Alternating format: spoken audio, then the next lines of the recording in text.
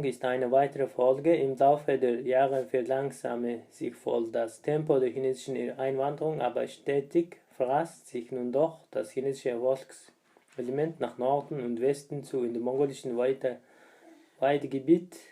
Weidegerunde weiter hinein. За ингээд хятад хүмүүс хятад элементүүд бол монголчуудын хүн амын бүрэлдэхүүнд нэвтэрч эхэлсэн. Mit dem Ende des 19. Jahrhunderts setzte wieder eine neue staatlich getretene Kolonisationswelle ein. За 19-р зууны төгсгөлөөр дахиад нэг колоничлолын давлгаа эхэлсэн. Die chinesische Siedlung brach in den Jahren 1880 bis 19 so ungestüm in der mongolischen Lebensräume ein, dass die wirtschaftliche, soziale und politische Struktur des Mongolentums tatsächlich bis in tiefste erschüttert wurde. За 1890-1990 оны хооронд хятадууд Монгол нутаг руу дахин нэвтэрч эхэлснээр монголчууд улс төр эдийн засаг нийгмийн хувьд маш их айдас давтаж эхэлсэн. Große Teile der Mongolen wechselten von ihrer nomadisierenden Lebensform zur Wirtschaftsform der primitiven chinesischen Brachbauers über. За тэгээд Монгол нутгийн ихэнх хэсэг нүүдэл амьдралын хэв маяг нь хуучин нүүдэл амьдралын хэв маяг нь за нүүдэл амьдралын хэв маяг нь хуучин хятадын тариалангийн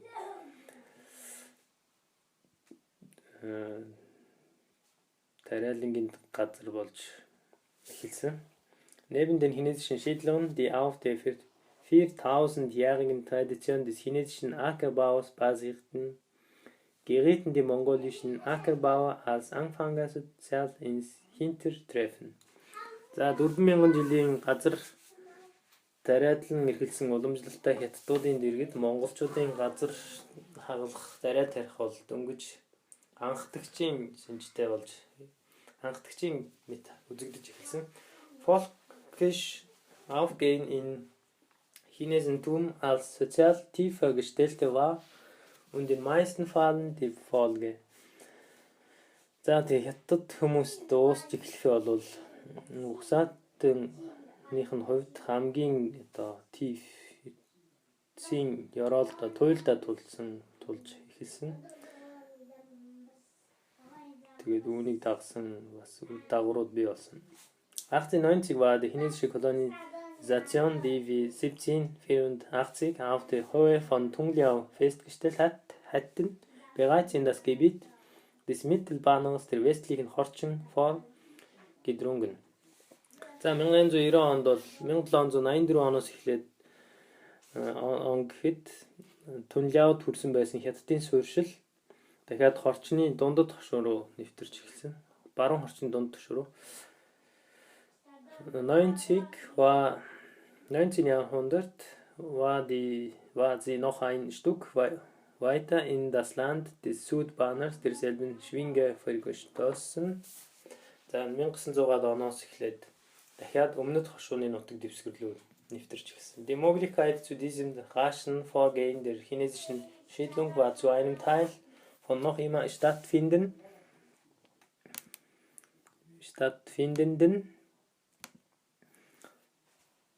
Landverkäufen mongolischen Fürsten zu suchen, vor allem aber eine planmäßigen Duldung der eigentlich ungesetzlichen chinesischen Besitznahme mongolischen Bodens durch die chinesischen Behörden.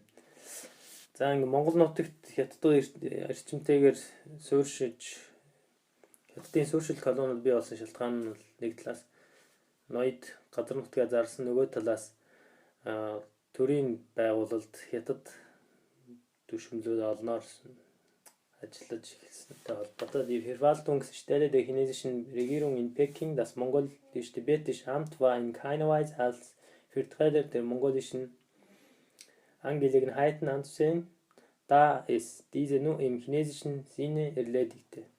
За ингээд Бээжин дэх Монгол төвдийн хороо бол монголчуудыг төлөөлдөг байхаа болоод зүгээр л хятад хүнд мэдрэгдэхийн төдий болж хүрсэн. Auch der Wechsel der Regierungsform in China von der Monarchie zur Republik brachte eine den Mongolen-Politik keine Änderung.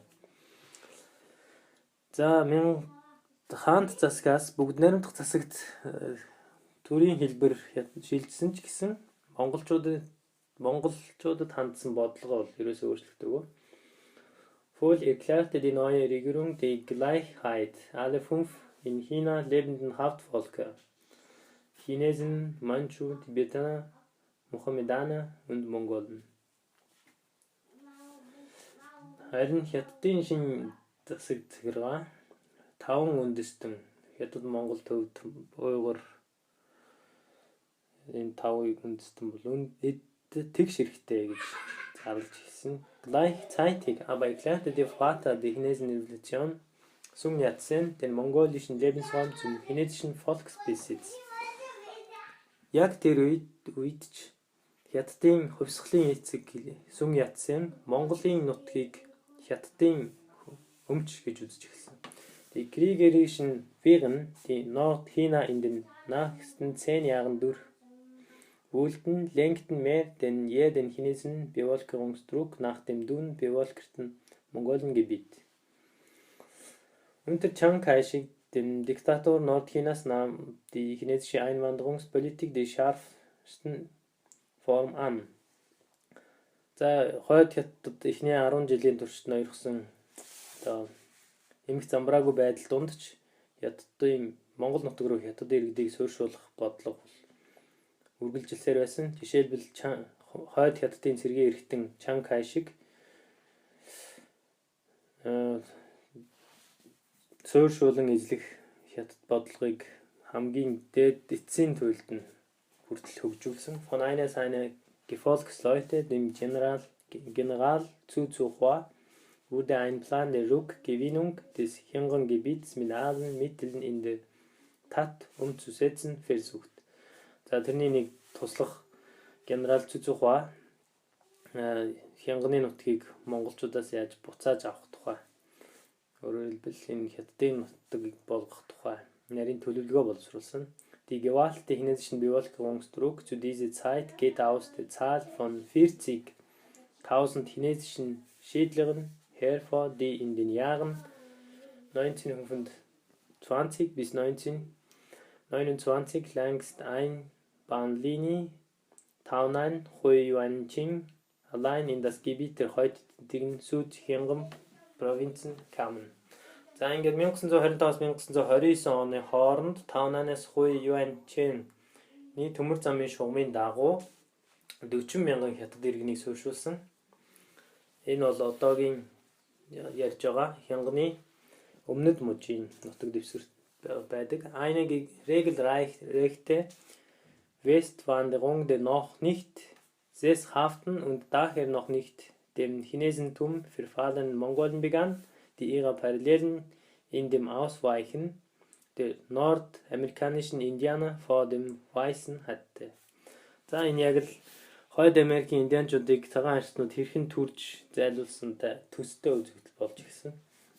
Als Folge der chinesischen Siedlung und der Kolonisationspolitik ist eine starke Sinisierung großer Mongolen-Elite.